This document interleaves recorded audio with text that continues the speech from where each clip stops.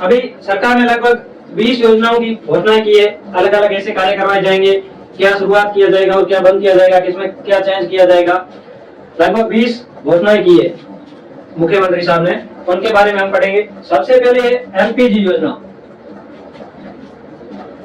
गांवों में पहले ही उज्ज्वला योजना चल रही थी। उज्ज्वला योजना में अभी जो सरकार ने घोषणा की है कि आपको लगभग 450 रुपये में एक सिलेंडर दिया जाएगा।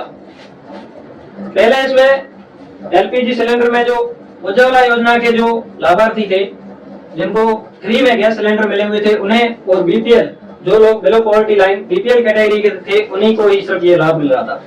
अभी 27-28 जुलाई को सरकार ने घोषणा की है कि जो NFSA national food security act, जिन लोगों को अनाज मिलता है राशन पर, उन सभी को 450 रुपये में गैस सिलेंडर दिया जाएगा। यह एक मुख्य योजना है। इस योजना का लाभ सभी को मिलता है। और इसके अलावा एक और योजना की सरकार ने घोषणा की है जो बिजली से संबंधित है। फ्री जो बिजली मिल रही थी, यह पहले 50 यूनिट की घोषणा थी, उसके बाद में 100 यूनिट तक मिल रही थी। इसमें सरकार के द्वारा अभी नए रजिस्ट्रेशन करना बंद करवा दिए गए हैं, और जो पहले जो रजिस्टर्ड हुए जो कनेक्शन विद्युत उपभोक्ता थे, वो लगभग उनकी संख्या 45 लाख है। 45 लाख। इन सभी को इस योजना का लाभ मिलेगा, और नए कनेक्शन जो लोग करवाएंगे या नया रजिस्ट्रेशन फ्री योजना में उन्हें फ्री बिजली मिल सके करवाएंगे। यह योजना अभी इसको थोड़ा सा रोक दिया गया है, हो सकता है आगे जो चलकर सरकार दोबारा चालू करवा सकती है। इसके बाद में एक और योजना की जो इम्पोर्टेंट है, युवाओं को ऋण,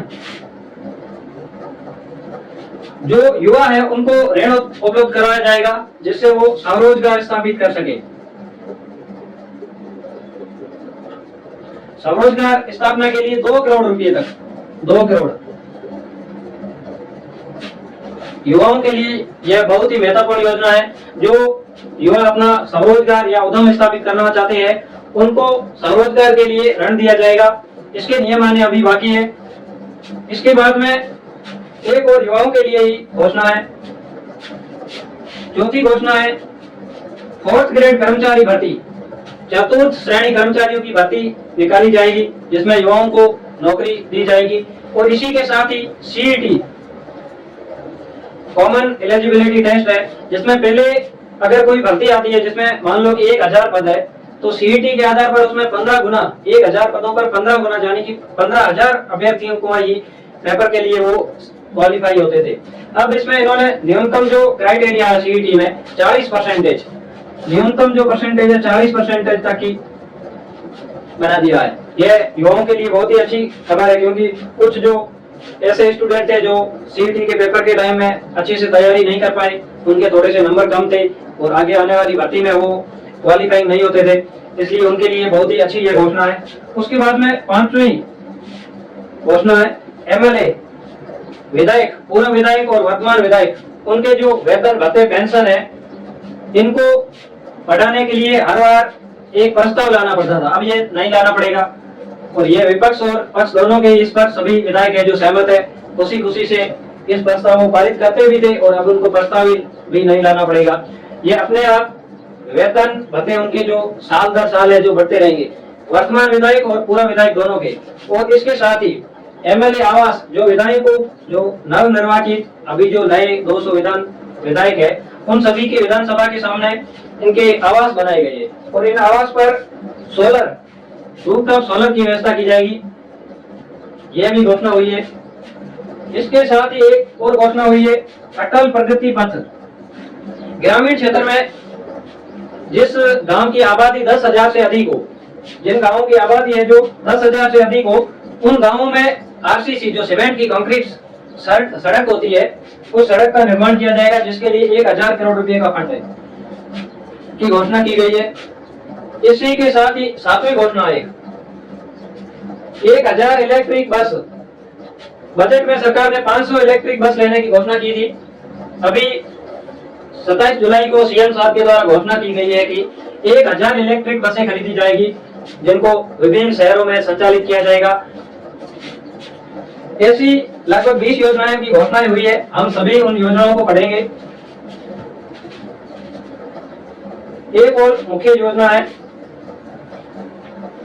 हमारे राजस्थान में, जैसे कि मेगा फूड पार्क है, कहीं पर कोई होजियारी पार्क है, कहीं पर अप्रैल पार्क है, कहीं पर मसाला पार्क है, कहीं पर सिरेमिक पार्क है। उसी तरह अजमेर में 8वीं योजना है, अजमेर में आईटी पार्क की स्थापना की जाएगी। इंफॉर्मेशन टेक्नोलॉजी से संबंधित इसमें रिसर्च और डेवलपमेंट हो सकेंगे और आईटी को बढ़ावा देने के लिए अजमेर में यह एक इम्पोर्टेंट पर्सन है, किसी भी एग्जाम में आ सकता है। द्रव्यवती नदी, इसके बारे में आपने खूब पढ़ा होगा। इसका दूसरा नाम है अमानी शाह का नाला।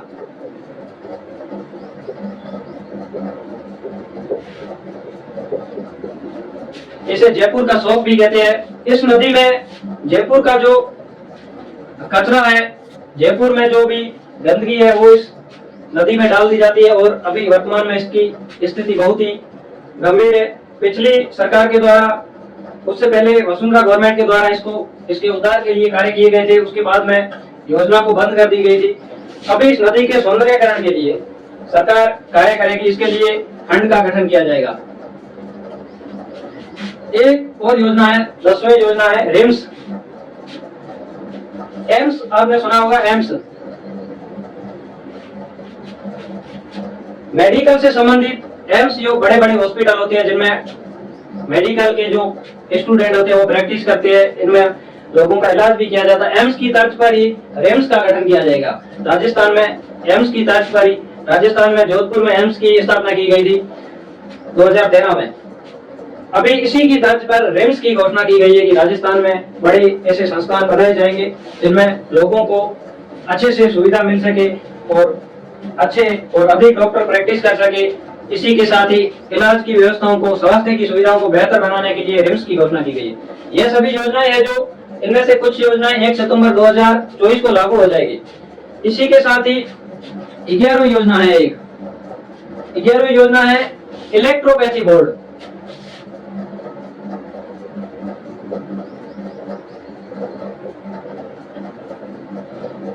आपने अगर कोई व्यक्ति बीमार हो जाता है तो जिन पद्धतियों से उस व्यक्ति का इलाज किया जाता है, जैसे अंग्रेजी दवाइयों का जिस पद्धति में यूज किया जाता है उसे एलोपैथी कहते हैं।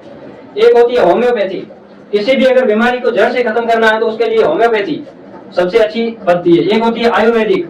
इस तरह की कुछ नेचुरोपैथी करके ये एक इलाज करने की पद्धतियां हैं, प्रणाली है। इसी एलोपैथी या होम्योपैथी की तरह एक इलेक्ट्रोपैथी बोर्ड का गठन किया जाएगा। ये अभी तक नई पद्धति है, इसकी शुरुआत की जाएगी। कोई ऐसी बीमारियां जिनका दूसरी अगर किसी पद्धति में इलाज नहीं हो रहा है तो इलेक्ट्रोपैथी जो पद्धति है इससे उनका इलाज किया जाएगा। इसी के साथ ही 12वीं एक और मेन मुख्य घोषणा की गई है, जो कच्ची बस्तियों में रहते हैं लोग, कच्ची बस्तियों में जो लोग रहते हैं गरीब, उनको आवास के लिए 1 लाख रुपए दिए जाएंगे उनको आवास बनाने के लिए। जो शहरों में झुग्गी झोंपड़ियों में रहते हैं, कच्ची बस्तियों में रहते हैं, उनके लिए आवास से संबंधित घोषणा की गई है। इनको आवास उपलब्ध करवाने के लिए 1 लाख रुपए की सहायता दी जाएगी। एक और घोषणा की गई है 13 नंबर पर, जो एनसीसी कैडेट होते हैं, एनसीसी के जो बच्चे होते हैं जो एनसीसी का ट्रेनिंग लेते हैं, उनको अभी जो भत्ता है, इनका भत्ता ये था 150 रुपये, इसको बढ़ाकर 220 रुपये किया गया है। एनसीसी के जो ट्रेनिंग करने वाले स्टूडेंट है उनको उनका जो भत्ता बढ़ाकर, दैनिक भत्ता है, वो 150 से बढ़ाकर 220 रुपये किया गया है। और इसके लिए एक बजट की भी घोषणा की गई है। इसी के साथ ही एक और योजना है पाली में एक है बाली तहसील है पाली में, और एक है खींवसर और एक है लोहावट। खींवसर भी नागौर में है। 14वीं और मुख्य योजना है बाली है पाली में, एक है खींवसर, यह है नागौर में, और एक है लोहावट और यह है जोधपुर में। यहाँ पर नए खेल स्टेडियम,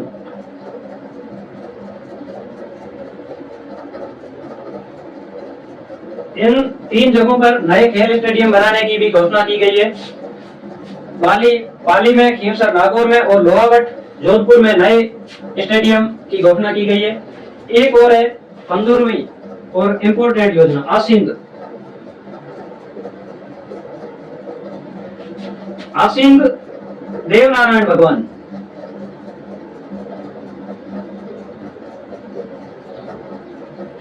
जो गुर्जर समाज के आराध्य देव है। आसिंद को आखेट निश्चित क्षेत्र घोषित किया गया, एक रिजर्व क्षेत्र बनाया गया है। इस क्षेत्र में कोई भी व्यक्ति शिकार नहीं कर सकता है। आखेट निश्चित क्षेत्र के रूप में पंजीकृत कर लिया गया है। इसी के साथ ही जेडीए की तर्ज पर अपने जैसे कि जयपुर में है जयपुर विकास प्राधिकरण, जोधपुर में है जोधपुर विकास प्राधिकरण, वो दोनों जेडीए है। उसी तरह 16वीं और इम्पोर्टेंट योजना है बीकानेर और भरतपुर। इन दोनों जगह पर विकास प्राधिकरण बनेंगे।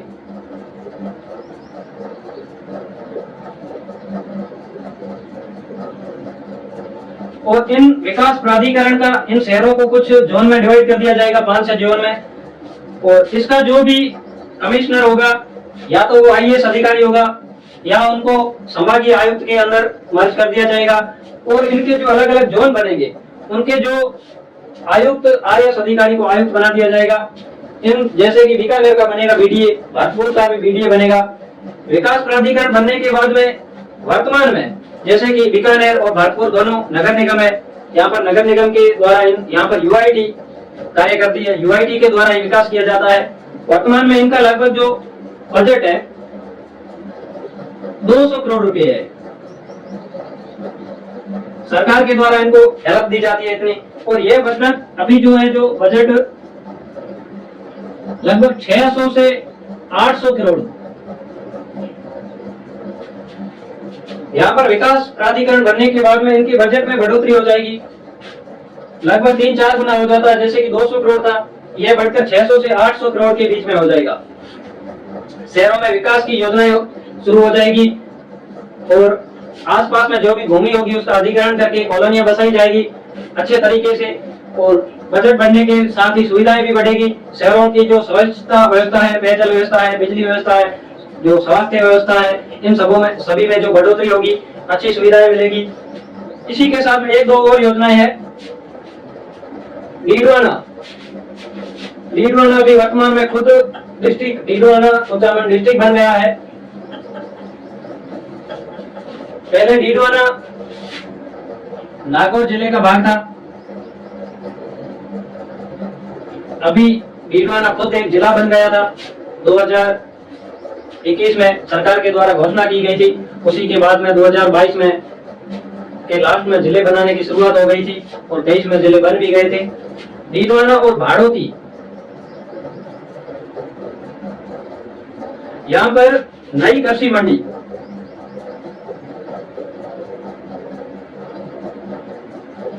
इन स्थानों पर डीडवाना और भाड़ोती में नई कृषि मंडी बनेगी, यह भी सरकार ने घोषणा की है। एक और मुख्य घोषणा की है खेरथल तिजारा। ये दोनों पहले अलवर डिस्ट्रिक्ट के भाग थे, खेरथल और तिजारा वर्तमान में एक स्वतंत्र रूप से डिस्ट्रिक्ट है दोनों ही। इन जगह पर